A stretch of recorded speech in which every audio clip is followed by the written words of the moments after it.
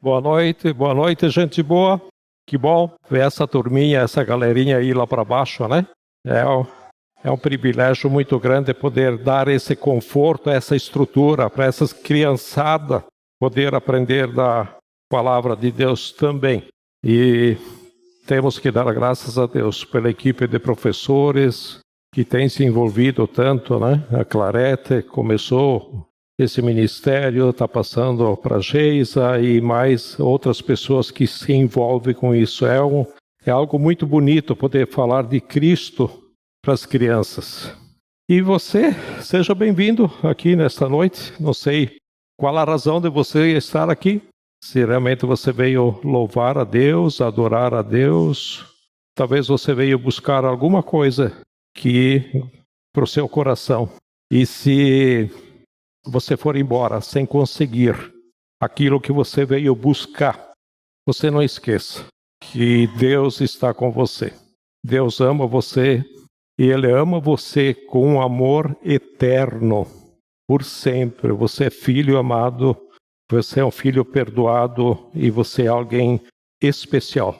Talvez você não encontre na mensagem de hoje aquilo que você quer, mas guarda isso, que Deus ama você. E Ele aceita você do jeito que você é. Vamos abrir nossas Bíblias na carta de 1 João. Não é o Evangelho de João, é 1 João, lá atrás, próximo ao Apocalipse, capítulo 2. 1 João, capítulo 2. Nós vamos ler apenas 3 versículos, versículos 12, 13 e 14. Diz assim: Filhinhos, eu lhes escrevo porque os seus pecados foram perdoados, graças ao nome de Jesus. Pais, eu lhes escrevo porque vocês conhecem aquele que é desde o princípio. Jovens, eu lhes escrevo porque venceram o maligno. Filhinhos, eu lhes escrevi porque vocês conhecem o Pai. Pais, eu lhes escrevi porque vocês conhecem aquele que é desde o princípio. Jovens, eu lhes escrevi porque vocês são fortes e em vocês a palavra de Deus permanece e vocês venceram o maligno. Se nós olharmos para essa carta aqui do apóstolo João, percebemos que João, ele não perde tempo. João faz várias exortações, até um pouco severas, sobre a nossa fé. Por exemplo, ele fala sobre obedecermos aos mandamentos. Ele vai falar sobre aquele que afirma que ama, ou melhor, que anda na luz, mas anda nas trevas. E esse é um falso cristão. É alguém que afirma uma coisa, mas a sua caminhada não testemunha aquilo que é afirmado. E depois desses versículos do 14, a partir do versículo 15, ele vai trazer exortações, como, por exemplo, não ameis ao mundo, nem aquilo que há no mundo, porque tudo que há no mundo, a cobiça da carne, a cobiça dos olhos e a soberba da vida, não provém de Deus. Parece que nesses 2 primeiros capítulos ele fala de uma forma muito dura, muito firme. E aqui, ele para. Aqui nos versículos 12, 13 e 14, ele simplesmente faz uma pausa por 3 versículos. Uma pausa necessária. E a pergunta é, por que ele faz isso? E acho que a resposta é muito simples. Ele, João, não é apenas um apóstolo, mas ele age como um líder, um pai mais velho na fé, um pastor de ovelhas. E o coração do líder não é apenas aquele que transmite informações, porém, elas são necessárias. Não é transmitir doutrina ou desafiar através da exposição bíblica, que se faz parte. A vida do líder não é só transmitir coisas para que o povo saiba sobre Deus, mas o desejo de um líder é ver um povo transformado pelo próprio Deus. E aqui João faz uma pausa porque quer ajudar as pessoas no seu crescimento.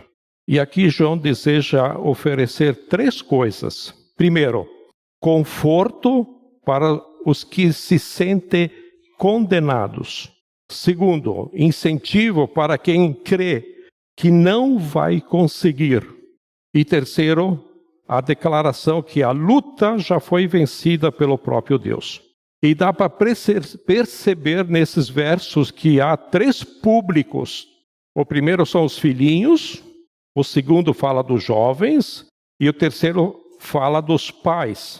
E esses 3 públicos, João está se referindo em momentos diferentes na jornada espiritual. Ele começa com filhinhos, que é uma referência aos novos convertidos, aqueles que começaram a sua caminhada na fé, aqueles que aceitaram a Cristo há pouco tempo. Depois fala dos jovens, se refere àqueles que já têm caminhado com Cristo já há algum tempo, vários anos. E aos pais, por fim, esses são os mais velhos na fé, ou mais tempo na fé. Aqueles que têm caminhado com Cristo durante muitos anos já. E esse é o ponto principal dessa mensagem, para mostrar que não há momentos na caminhada cristã que nos exclua da vivência plena do Evangelho. Não importa se você começou ontem, se você começou há 10 anos ou até há 40 anos. Todos têm algo a ouvir, todos têm algo a aprender e em todos Deus quer fazer mais coisas. Vamos começar pelos filhinhos, que é o primeiro versículo que nós lemos ali no versículo 12. E aqui tem 2 versículos que falam sobre os filhinhos, o versículo 12 e o 14.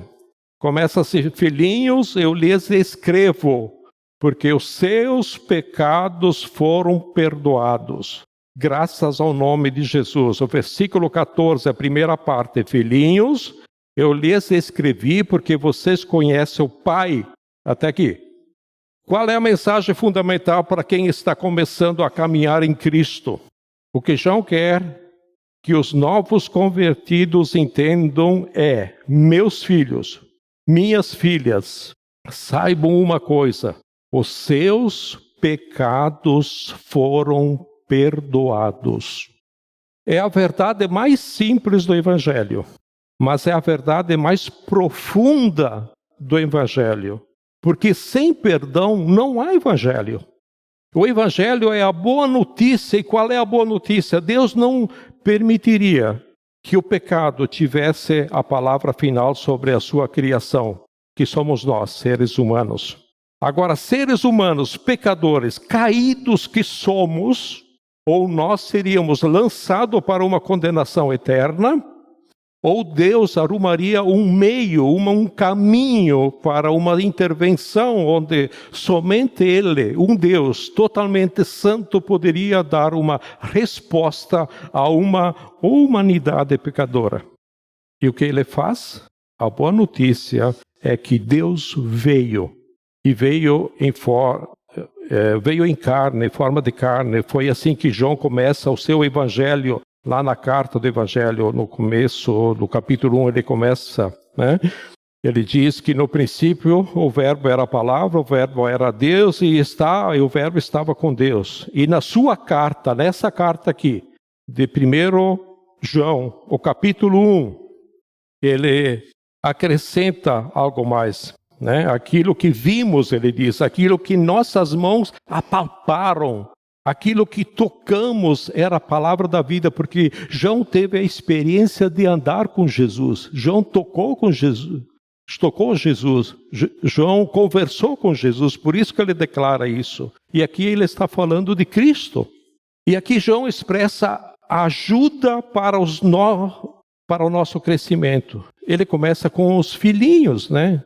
Os filhinhos, os novos cristãos, os novos nascidos são como criancinhas, como os bebês. É engraçado que quando eu dou abismo ligado, eu sempre digo para os recém-convertidos: vocês são os bebês agora.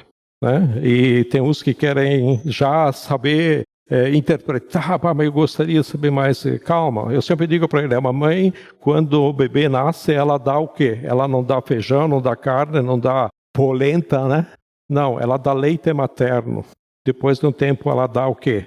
Dá um leitinho, dá um mingau, e assim vai. Conforme a criança cresce, ela vai dando a sua alimentação, e a vida espiritual é a mesma coisa. Nós não brigamos com o bebê, né? Os bebês, quando tentam andar com as suas próprias pernas, que ainda não são firmes, eles tropeçam. Isso é normal. Primeiro ele começa a gatinhar, depois ele começa a andar, ele tropeça, ele cai, até que ele tenha a musculatura firme o suficiente, não apenas para caminhar, mas também para correr. Espiritualmente é a mesma coisa. Para a gente correr, primeiro tem que andar, e para a gente andar, primeiro tem que gatinhar. E até chegar a esse ponto haverá quedas, haverá tropeços. É por isso que existe um pai, existe uma mãe ao lado que pega na mão, que dá segurança, que guia, que apoia, que fala, vamos tentar de novo. Levanta, pega pela mão e vai. Assim deve ser a experiência de todos vocês que começaram a caminhar há pouco tempo com Cristo.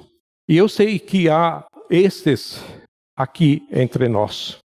E ele está dizendo, ouça e guardem isso. Você não precisa correr atrás do perdão de Deus. Você não precisa fazer por merecer o amor de Deus. Você não precisa temer pela sua segurança eterna.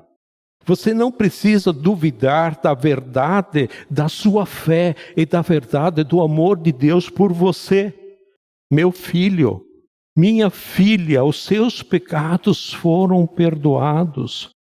Mas como podemos ter certeza esse tipo de mensagem pode até gerar uma certa libertinagem no meio do povo cristão? Só que não. Se você ler no capítulo 2, o versículo 1 a 11, ele fala que não é uma liberdade sem sentido, não é uma vida que possa viver pecando, porque se você aceitou a Cristo, é isso que ele te dá. E aqueles que pecam, mas confessam os seus pecados, nesse mesmo trecho de 1 a 9, o versículo 9 fala que ele é fiel e justo para perdoar. Quando confessarmos os nossos pecados, ele é fiel e justo para perdoar e purificar de toda iniquidade. Quando confessamos, e não é quando você peca, você não pede perdão. A palavra ali é quando você confessa. Não precisa pedir perdão. Às vezes tem gente que faz isso, pede perdão.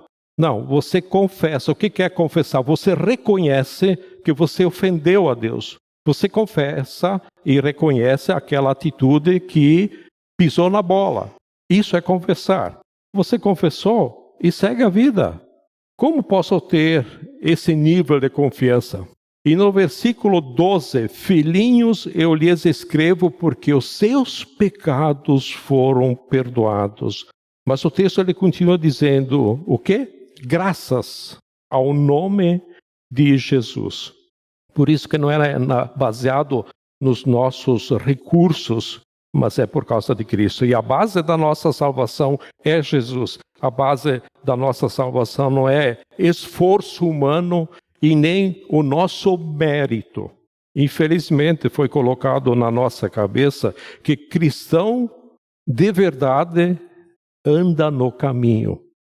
Eu vivi um tempo pensando dessa forma, sendo conduzido dessa forma.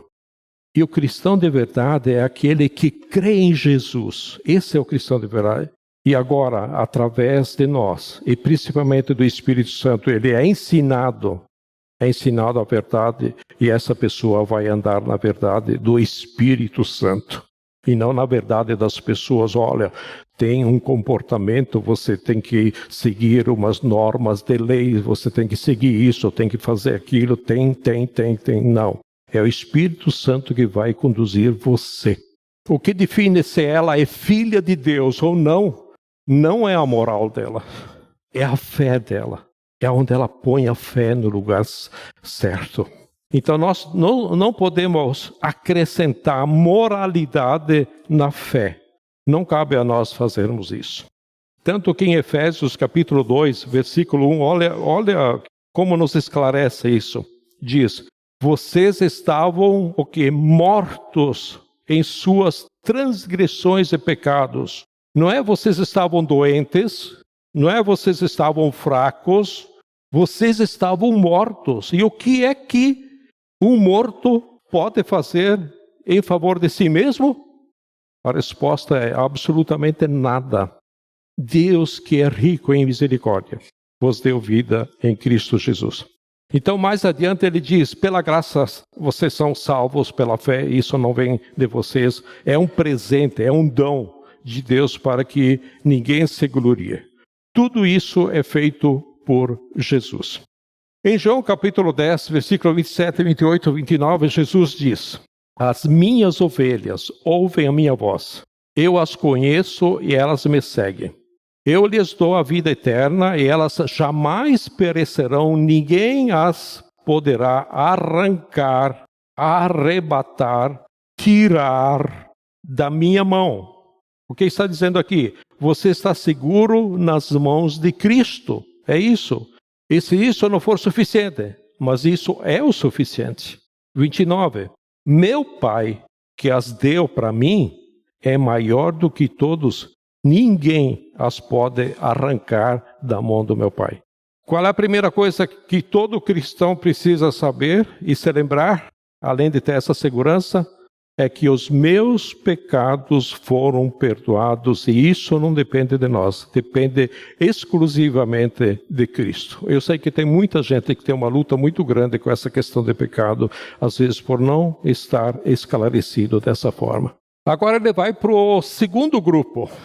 Agora ele vai falar aos pais, nos versículos 13 e o 14, segunda parte. 13, pais, eu lhes escrevo porque vocês conhecem aquele que é desde o princípio. Segunda parte do versículo 14, pais, eu lhes escrevi porque vocês conhecem aquele que é desde o princípio.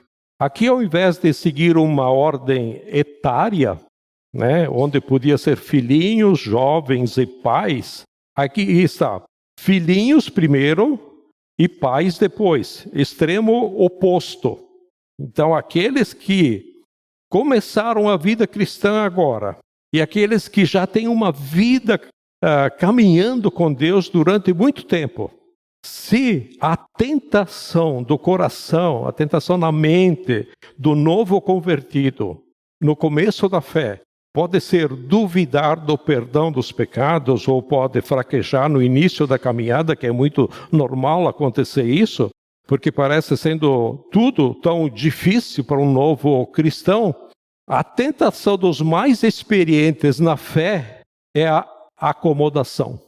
Por exemplo, eu já fiz coisas demais, já fiz o suficiente, eu já sou velho, eu preciso descansar. Deixa eu falar uma coisa, não sei se vai ser uma boa notícia ou má notícia. A minha intenção é que seja uma boa notícia para você. Deus ainda tem muito a fazer através de você. Você vai descansar sim, quando Ele te chamar para si lá no céu. Lá no céu há muito tempo para descansar. Muito tempo. Enquanto você está nesse mundo, significa que a obra dele não está terminada na sua vida. Ele ainda quer fazer, Ele ainda quer te usar. Há coisas que Ele quer fazer em você e através de você.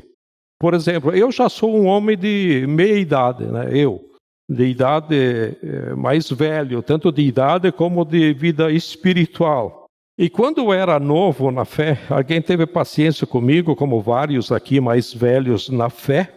Alguém pegou na nossa mão, alguém acolheu as nossas imaturidades. Alguém percebeu os nossos potenciais e inquietações e disse, vamos lá, vamos adiante. Eu me lembro no início da minha juventude, na caminhada cristã, de pessoas que me pegaram pela mão e me discipularam. Alguém com um pouco mais de experiência ensinando um jovem que queria crescer no conhecimento e andar com Jesus. E agora ele está falando pais, ou seja, homens e mulheres que já estão caminhando com Cristo há muitos anos. Não se permita nessa fase da vida sendo dominados né? Nem pela amargura, nem pela apatia, nem pela indiferença, pela falta de interesse espiritual. O que é a igreja de Cristo? A igreja de Jesus é onde jovens e velhos na fé se encontram para que a vitalidade do jovem com a sabedoria dos mais velhos tenha o seu lugar, para que força e experiência possa enriquecer mutuamente. A uns é dado essa força, essa vontade, essa gana de viver, de crescer, e a outros é dado uma caminhada de muitos anos, de coisas que já foram vistas, e hoje conselhos que podem ser dados. João diz: pais, vocês conhecem a Deus. A lição aqui é: vocês conhecem por experiência. Vocês têm desfrutado desse Deus por muitos anos. Vocês já conhecem e não há dúvidas. Há um momento na caminhada da fé em que não há mais dúvida quem Deus é e que somos dele. Pais, esses são vocês. Vocês que são referência na vida cristã. Vocês que não tropeçam mais em pedras de tropeço. Vocês são referência na vida de fé, de serviço, de família, de maturidade, de integridade. Na nossa sociedade estamos com dificuldade no trabalho, nos casamentos, nas questões emocionais, na ansiedade, na depressão. Quanta gente passando por isso que precisa, às vezes, uma conversa, um conselho, uma oração, andar junto. Por isso, os mais jovens precisam olhar para vocês, pais, que são mais velhos, que são pais. Essa rapaziada precisa de gente como vocês, servindo, vivendo à luz do Evangelho. E olhem 10, 20, 30 anos, 40 anos adiante e vejam em vocês uma realidade possível em Deus. Alguém com casamento sólido, alguém que tem filhos cristãos, alguém que trabalhou, produziu, fez patrimônio sem ser perverso, sem ser desonesto. Nós precisamos de gente assim, gente com esse referencial. Esses são vocês, pais. É interessante que João diz aos pais: vocês conhecem a Deus. Como se dissesse: isso basta. Simples assim.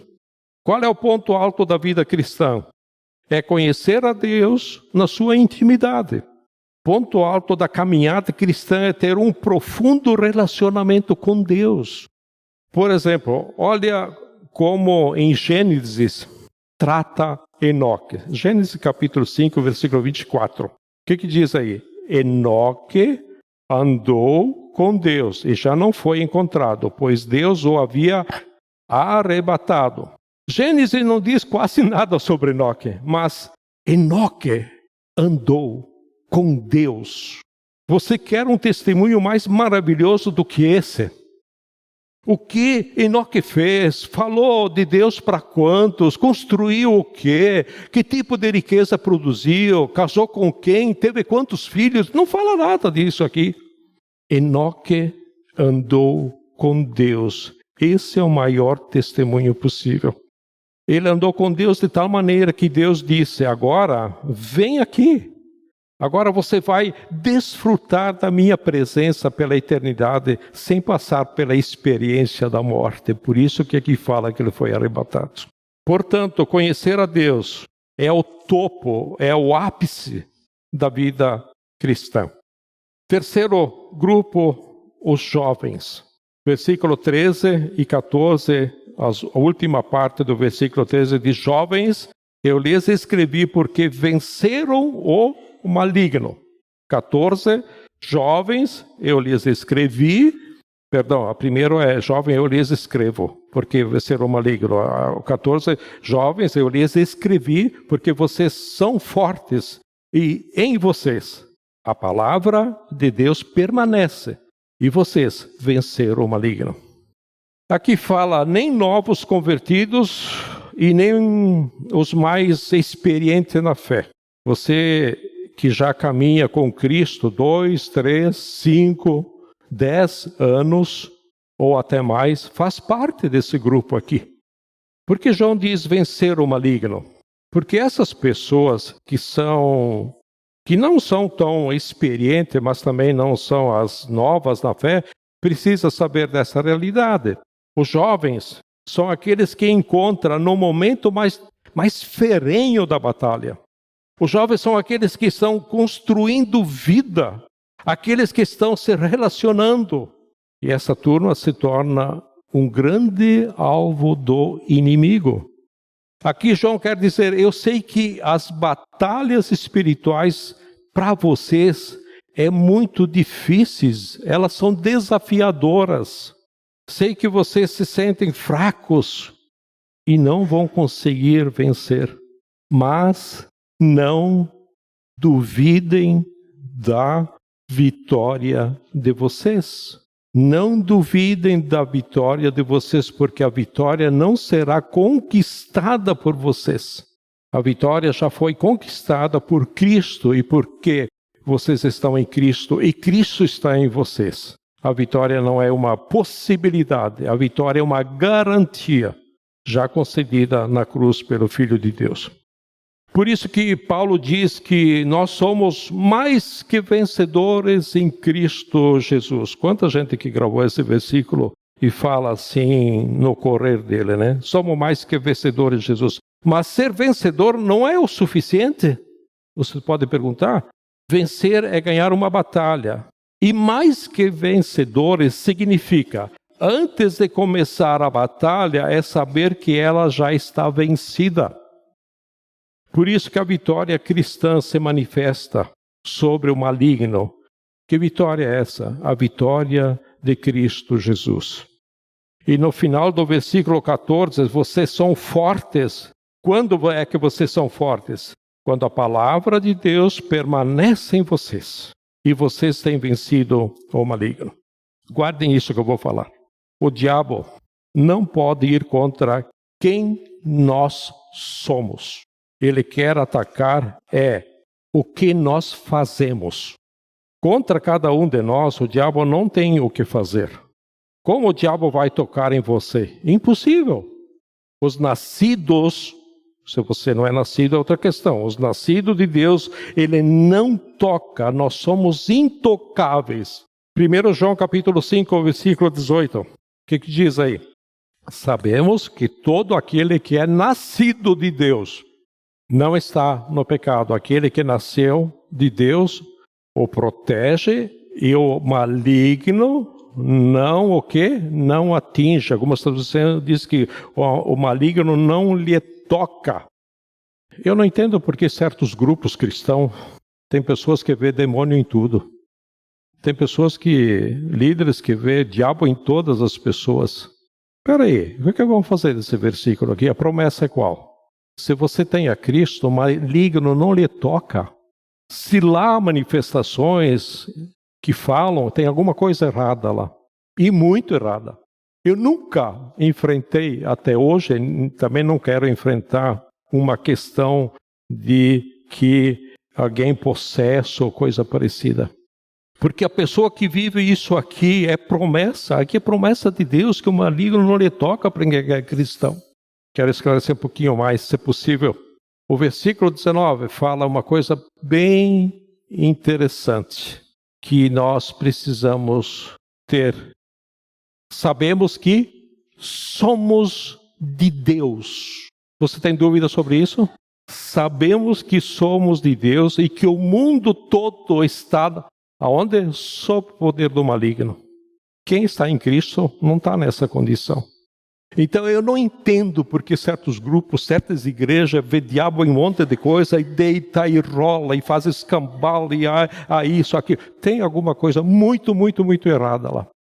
Vocês não abrem mão desse versículo aqui, que vocês são amados, guardados, protegidos por Deus e vocês têm condições de orar. Se há alguma manifestação de orar para Deus e afastar o espírito que atormenta. Porque que atormenta são os não cristãos, porque eu não achei nenhum lugar hoje na Bíblia que diz que o diabo atua sobre os cristãos. O diabo não tem como mexer no que somos, não tem como ir contra a obra de Cristo por causa disso, por causa da obra de Cristo, contra o que Jesus fez por nós. O que te separa do Pai agora não te separa mais, porque te fez filho por causa de Cristo. Você tem acesso a Cristo, você tem direito, você é um herdeiro. Assim é que começa o processo da nossa vida espiritual. Quando Deus te dá, Ele não está interessado nele. Deus não quer nada em troca, Ele não está negociando. Deus amou você através de Jesus porque é o que Ele sabe fazer. Ele criou você, Ele tem interesse por você. Por isso que Ele ama você, você é uma pessoa especial. Eu repito e guarde essa frase. O diabo não se levanta contra quem somos. Ele não tem como fazer isso. Ele quer ir contra o que nós fazemos. Para finalizar, 3 coisas básicas que todo cristão deve saber é o que João quer que nós entendamos aqui. Que os seus pecados já foram perdoados. Que você não carregue dúvida sobre isso. Se você tem alguma dúvida, vamos sentar, vamos conversar, vamos ver qual é a sua dúvida, o seu medo, o que não está claro para você. Segundo, que a vitória já é garantida em Cristo Jesus. Terceiro, e que nós conhecemos a Deus por intermédio do Filho e do poder do Espírito, ou seja, não importa qual fase da caminhada você se encontra na vida. Ninguém é jovem demais para aprender mais. Ninguém é velho demais para frutificar mais. E ninguém está ocupado demais para poder se envolver mais. Não cabe aqui desculpa, tipo, eu sei muito pouco, eu já fiz o suficiente, eu já estou cansado, eu estou muito ocupado. Você não conhece a minha vida, os meus problemas. Ninguém está excluído da plena vivência do Evangelho. Não importa qual fase da vida você está, porque tem coisas que Ele quer fazer em você. Hoje, Deus quer fazer em você hoje. Há coisas que Deus quer produzir em você hoje. E há coisas que Deus está fazendo em você agora. E há coisas que ao fazer em você, Ele quer fazer também através de você. Não importa em que movimento, ou melhor, em que momento na caminhada cristã você se encontra. Esse é o coração de João, do apóstolo João, do pastor João, para nós, e que essa palavra alcance o seu coração, para você poder refletir nessa semana. Vamos orar? Querido Deus e Pai, nós queremos te dar graças, ó Senhor, porque Tu és o nosso Deus, o nosso Pai, e nós podemos ver como o Teu amor se expressa de uma forma tão valiosa através de Cristo Jesus. E às vezes nós vivemos com medo, nós vivemos com insegurança, nós vivemos com dúvidas, porque não conhecemos a plena realidade da Tua palavra. Por isso, Jesus, nós precisamos de Ti. Nos dê sabedoria, nos dê entendimento, nos dê conhecimento da nossa forma simples, como somos. Mas nós precisamos de Ti, ó Deus. Por isso, abençoa cada um que está aqui nessa noite. E abençoa, Senhor Jesus, também aquelas pessoas que não puderam vir. De uma forma ou de outra, esteja com elas. Porque elas também precisam de Ti. E nós te damos graças por isso, ó Deus, em nome de Jesus. Amém?